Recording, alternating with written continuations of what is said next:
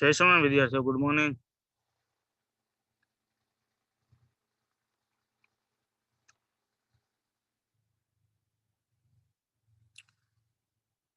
પ્રકરણ નંબર 7 નું સ્વાધ્યાયના દાખલાઓની આપણે ગણતરી કરવાની છે. એમાં આગળ જઈએ. છેલ્લે ઉદાહરણ 16 ની આપણે ગણતરી કરી હતી. એક ગોળો હોય, એક નક્કર નળાકાર હોય, એક રિંગ હોય, એક સરખા ઢાળ ઉપરથી આપણે એને રગડાવીએ, કોણ વહેલું પહોંચે, કોણ મોડું પહોંચે, એને લગતા મુદ્દાઓની આપણે વાત કરી. આજે જે વાત કરીએ છીએ એમાં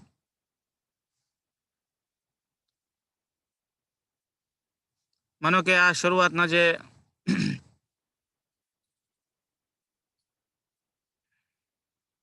દાખલાઓ છે, પહેલામાં તો બધા પદાર્થના દ્રવ્યમાન કેન્દ્ર ક્યાં હોય એની વાત કરી છે. બીજામાં HCl પરમાણુની વાત કરી છે. કદાચ HCl વાળો બીજો દાખલો સ્વાધ્યાયનો આપણે કદાચ થઈ ગયો હશે.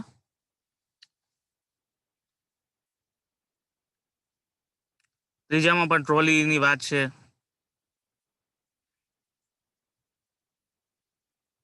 એ બધા દ્રવ્યમાન કેન્દ્રને લગતી મુદ્દાઓની વાત છે. ચોથા દાખલાથી ગણતરી ચાલુ થાય છે. ચોથા દાખલામાં અને પાંચમા દાખલામાં સદિશોના ગુણધર્મોને લગતા બે દાખલાઓ છે.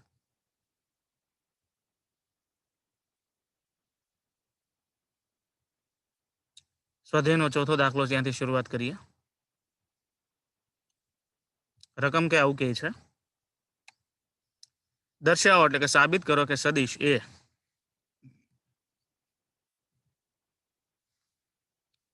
અને બી થી બનેલા ત્રિકોણનું ક્ષેત્રફળ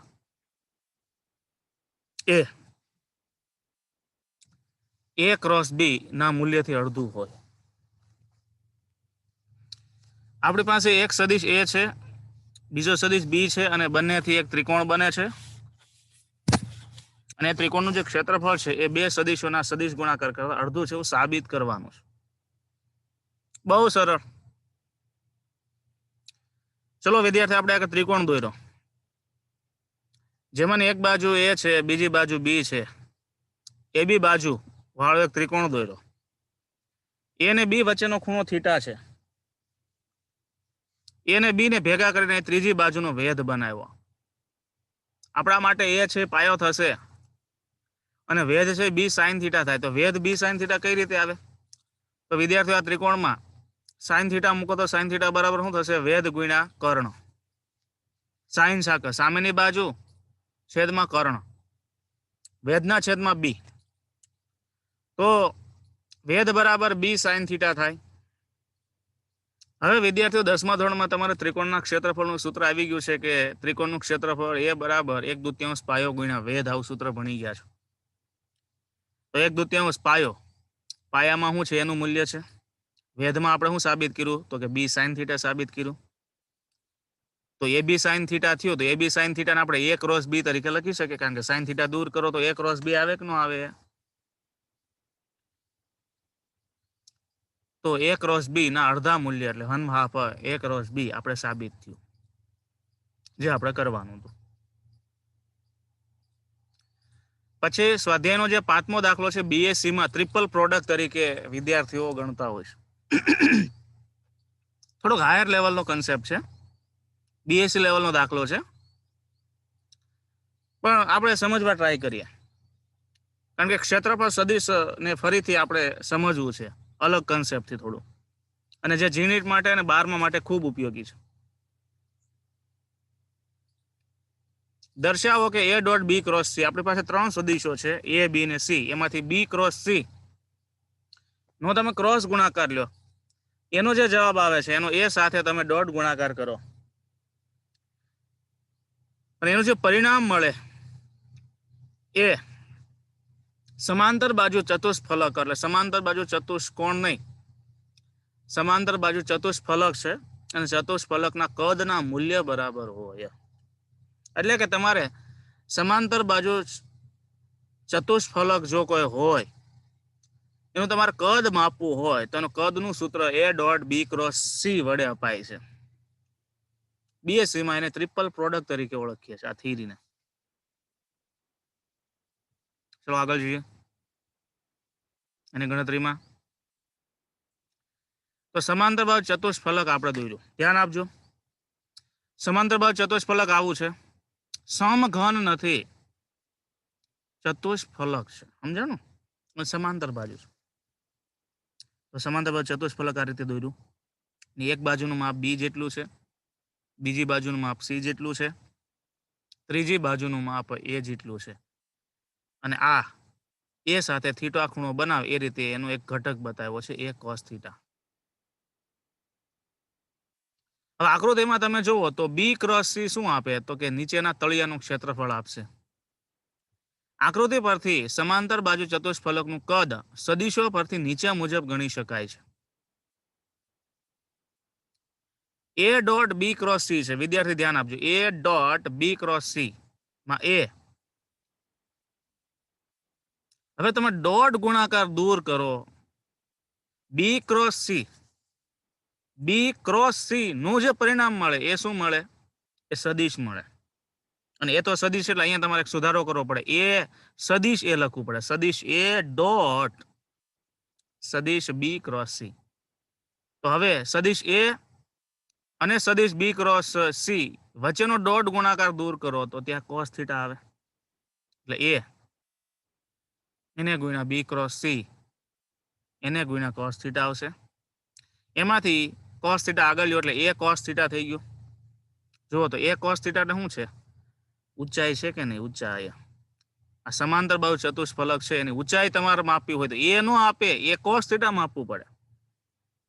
સમાંતર બાજુ ચતુષ્ફલકનો આ A છે એ ઊંચાઈ નથી આપતો, એનો cos થીટા છે એ ઊંચાઈ આપે છે. તો B ક્રોસ C એટલે ક્ષેત્રફળ અને A cos થીટા એટલે શું થાય? ઊંચાઈ. તો ક્ષેત્રફળ ગુણ્યા ઊંચાઈ એટલે શું થાય? લંબાઈ ગુણ્યા પહોળાઈ એટલે ક્ષેત્રફળ, અને એના ગુણ્યા ઊંચાઈ એટલે શું થાય? કદ થઈ જાય છે. શું થાય? તો વિદ્યાર્થીઓ A cos થીટા ઊંચાઈ, B ક્રોસ એટલે ક્ષેત્રફળ, અને ઊંચાઈ ગુણ્યા ક્ષેત્રફળ એટલે કે ક્ષેત્રફળ લંબાઈ ગુણ્યા પહોળાઈ ગુણ્યા ઊંચાઈ, તે ત્રણે થઈ ગયું ઇઝ ઇક્વલ ટુ કદ સાબિત થયું. આ રીતે એનું કદ સાબિત થાય. 8મા દાખલાની વાત કરીએ.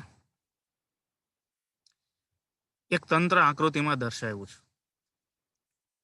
તો આકૃતિ 7.39 દર્શાવ્યા પ્રમાણે W વજનનો એક અનિયમિત સરિયાને અવગણ્ય વજનની બે દોરીઓ દ્વારા લટકાવીને સ્થિર, માનો કે બે આધાર છે, આધાર સાથે દોરી બાંધી અને દોરીના છેડે સરિયો લટકાવ્યો.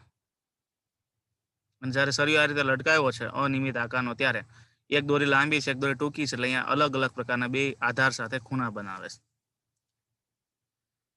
તો ઉધ્વ દિશા સાથે શિરોલંબ સાથે દોરીઓ દ્વારા બનવામાં આવેલ ખૂણાઓ અનુક્રમે 36.9 ડિગ્રી, 53.1 ડિગ્રી છે. સરિયાની લંબાઈ 2 મીટર છે. સરિયાની ડાબી બાજુ છેડાથી તેના ગુરુત્વાકર્ષણ કેન્દ્રના D ની ગણતરી કરો. આ બાજુના છેડાથી એનું ગુરુત્વ કેન્દ્ર ક્યાં આવે એની ગણતરી કરવાની છે. ગુરુત્વ કેન્દ્ર ક્યારે મળે? ગુરુત્વ કેન્દ્ર મેળવવા માટેની શરત શું છે? કોણ કહેશે? તમારે કોઈનું ગુરુત્વ કેન્દ્ર મેળવવું હોય તો ગુરુત્વ કેન્દ્ર એટલે શું કહેવાય?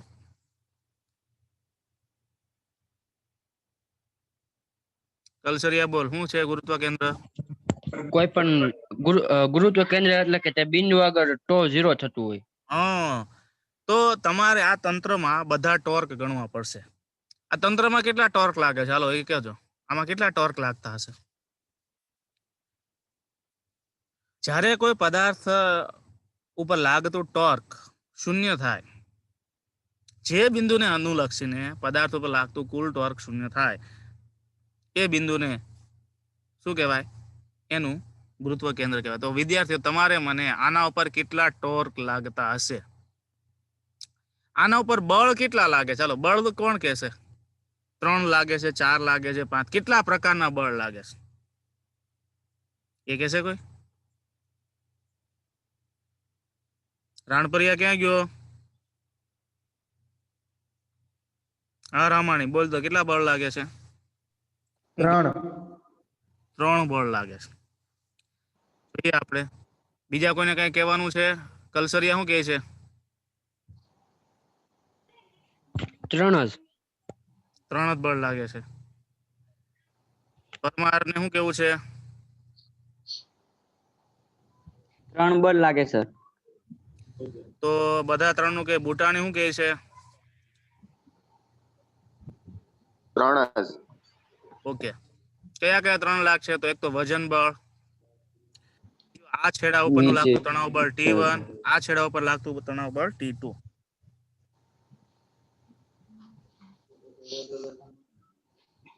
તો એ 3 બળને કારણે જે ટોર્ક લાગે છે એની થોડી આપણે ગણતરીની વાત લઈએ, પછી આગળની ગણતરી લેતા જઈએ. સોલ્યુશન જુઓ.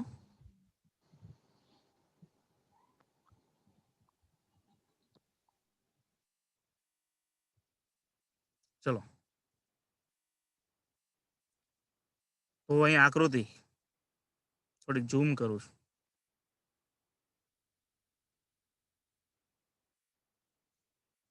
આ દ્રઢ આધાર સાથે બનતો ખૂણો θ1, આ દ્રઢ આધાર સાથે બનતો ખૂણો θ2. એટલે મૂલ્ય નહીં, આપણે θ1 θ2 તરીકે સ્વીકાર લઈએ, પછી મૂલ્ય મૂકીશું. ત્યાંથી આ સરિયો લટકાયો, એના ઉપર તણાવ બળ T1 લાગ્યું. બરાબર ધ્યાન આપજો, તણાવ બળ T લાગ્યું. હવે આ તણાવ બળ T છે એ શિરોલંબ સાથે θ1 ખૂણો બનાવે છે. આ θ1 ખૂણો બનતો હોય તો આ પણ θ1 જ થાય. એટલે અહીંયા તમારે આકૃતિમાં અહીંયા θ1 એડ કરી દેવાનું. તો જેની સાથે ખૂણો બનાવે એ કયો ઘટક થાય? તો T1 cos θ1 થાય. એટલે આ ઘટક બન્યો એ T1 cos θ1 બન્યો. એ સિવાયનો આ બાજુનો ઘટક થાય એ T1 sin θ1 બન્યો. તણાવ બળ અહીંથી આમ લાગે, બરાબર છે? આ θ1 તો આ પણ θ1, અને આ θ સાથે જે ખૂણો બના એ cos અને એ સિવાયનો sin, એમ T ના ઘટકો પાડ્યા. બીજા છેડે જાઓ એ જ રીતે આ θ2 છે તો અહીંયા પણ θ2 થાય. જેની સાથે ખૂણો બનાવે T2 cos θ2, એ સિવાયનો T2 sin θ2.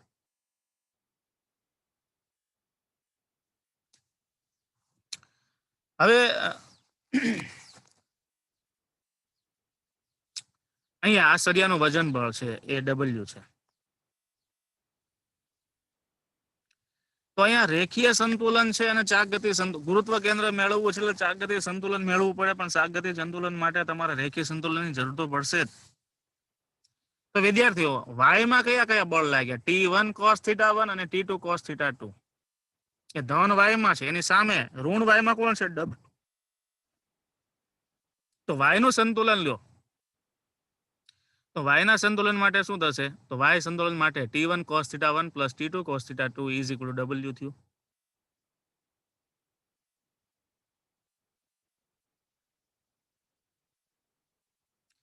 અહીંયા x નું સંતુલન પણ લેવાનું છે.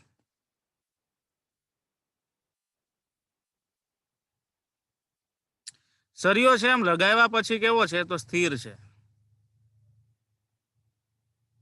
સરિયો છે લગાવ્યા પછી સ્થિર છે, એનો મતલબ જેટલું ધન x માં તણાવ લાગે છે એટલું જ ઋણ x માં પણ લાગતું હશે. અહીંયા લખવાનું ભૂલાઈ ગયું છે. x સંતુલન માટે T2 sin θ2 plus T1 sin θ1 is equal to 0.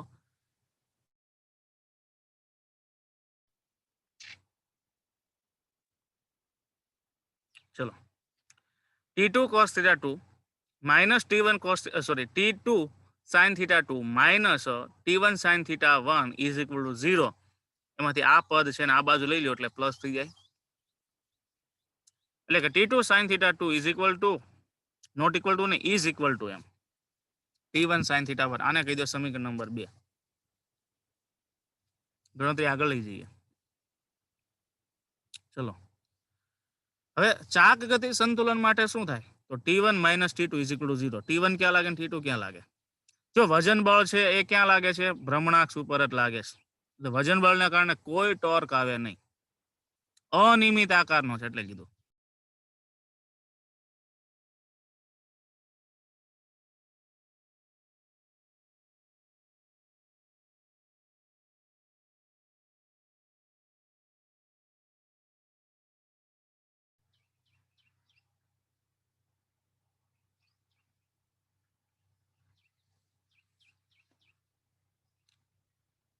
કેમ મારો અવાજ નહીં આવતો રણપરિયા? કેમ રાઇઝન કર્યો? અવાજ આવે છે બરાબર?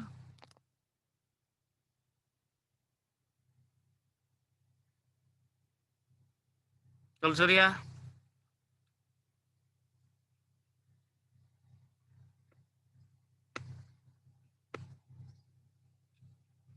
મારો અવાજ પહોંચે છે વિદ્યાર્થીઓ? રાઇઝન કરો છે.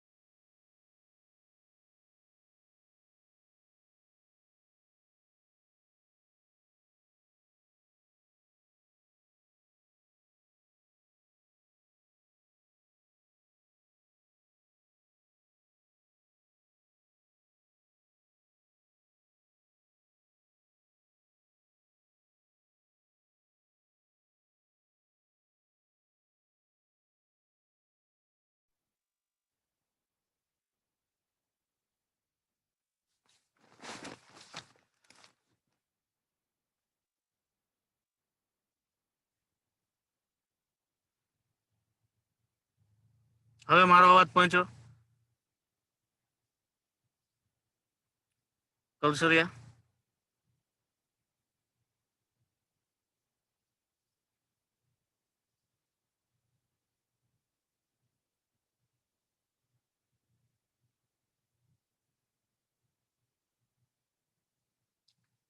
કલસરિયા મારો અવાજ આવે છે?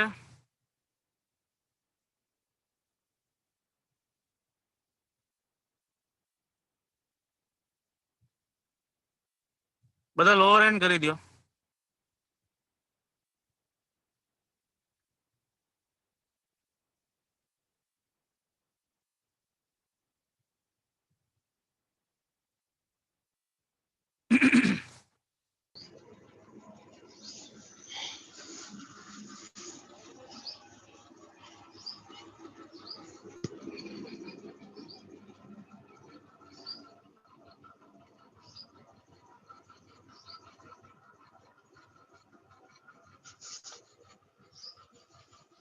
રામાણી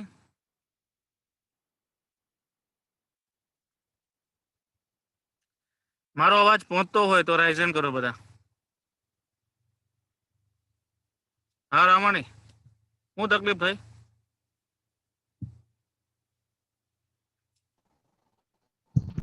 ના સાહેબ રેડી જ આવે છે પણ સ્ક્રીન શેરિંગ તમે નથી કરી. ઓકે, હાલો આવી ગયું સ્ક્રીન શેરિંગ. રામાણી સ્ક્રીન આવી? નહીં નહીં નથી આવી. નથી આવી. હવે હા આવી ગઈ રેડી. ઓકે, લોઅર હેન્ડ કરજો બધા.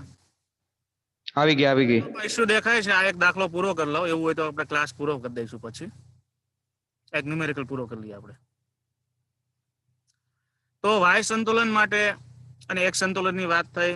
ચાક ગતિ સંતુલનમાં જો આ તણાવ બળ T1 ને કારણે ટોર્ક ટાઉ1 આ બાજુ લાગે, T2 ને કારણે ટોર્ક આ બાજુ લાગે. બંને ટોર્ક પરસ્પર વિરુદ્ધ દિશાના દેખાય છે. એટલે ચાક ગતિ સંતુલનમાં ટોર્કની બાદબાકી 0 થશે. ટાઉ1 - ટાઉ2 = 0. તો ટાઉ1 = ટાઉ2. હવે ટાઉ1 કેટલું? ટોર્ક કોના કારણે લાગે છે? તો ચાક ગતિ માટે કયો ઘટક જવાબદાર છે? T1 cos θ થી ટોર્ક મળે તો જ આમ આમ આવે ને ચાક ગતિ, આમથી આમ નહીં. ચાક ગતિમાં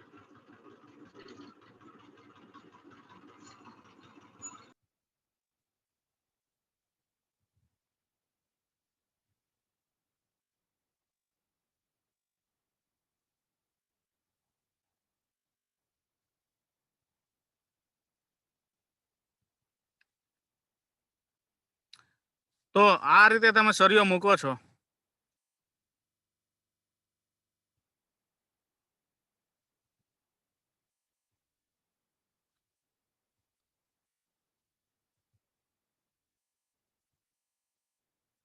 આ રીતે રાખ્યો છે એને ચાક ગતિ આપવા માટે કયો ઘટક જવાબદાર થાય? આ cos થીટા નો ઘટક જવાબદાર છે.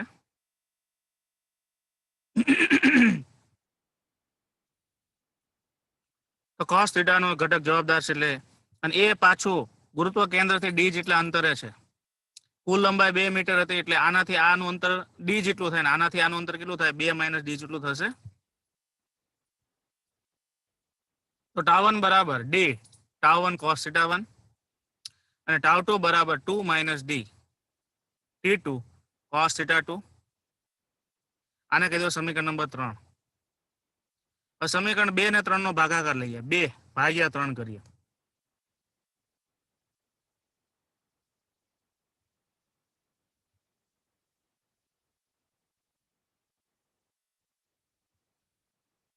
શું થયું કલસરિયા?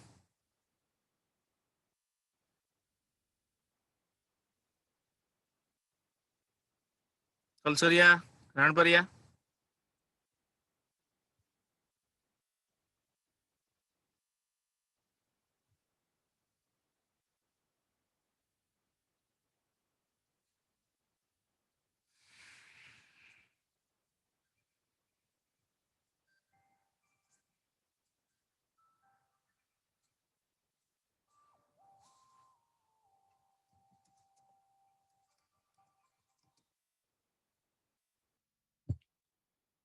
સર તમે બોલો છો પણ પેજ સ્ક્રોલ નથી થતું. હવે છે ને નેટવર્ક પ્રોબ્લેમ છે. આપણે અહીંયા ક્લાસ પૂરો જ કરી દઈએ, બરાબર? કાલે લઈશું, કારણ કે એમાં નહીં મજા આવે કટકે. અહીંયા આપણે ક્લાસ પૂરો કરી દઈએ.